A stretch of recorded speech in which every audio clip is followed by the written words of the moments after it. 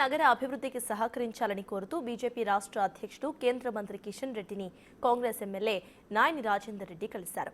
ఆయనను కలిసి వినతి పత్రాన్ని అందజేశారు. రాజకీయాలకు అతీతంగా అభివృద్ధికి అందరూ కూడా సహకరించాలని నాయని కోరారు. రాష్ట్ర ప్రభుత్వం మంజూరు చేసిన నిధులతో పాటు అదనంగా కేంద్రం కూడా నిధులు కేటాయించాలని కోరారు. ఆయన వరంగల్ నగరంలో స్మార్ట్ సిటీ పనులకు కావాల్సిన నిధులను వెంటనే రిలీజ్ చేయాలని కోరారు. పెండింగ్లో ఉన్న బిల్లులను తక్షణమే మంజూరు చేయాలని కోరారు. గత 2 సంవత్సరాలకెళ్ళి కూడా 3 సంవత్సరాలకెళ్ళి కూడా నేను చెప్పడం జరిగింది.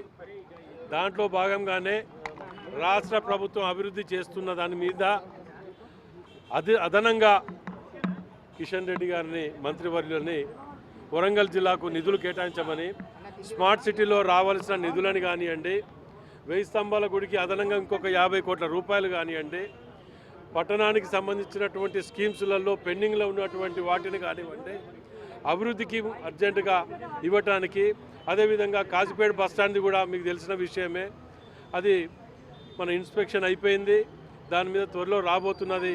అలాంటివి అన్నిటికీ కూడా సెంట్రల్కి సంబంధించినటువంటి తక్షణం వచ్చేటట్టు విధంగా మీరు శ్రద్ధ తీసుకోవాలని చెప్పి వారికి ఒక రిప్రజెంటేషన్ ఇవ్వటం జరిగింది.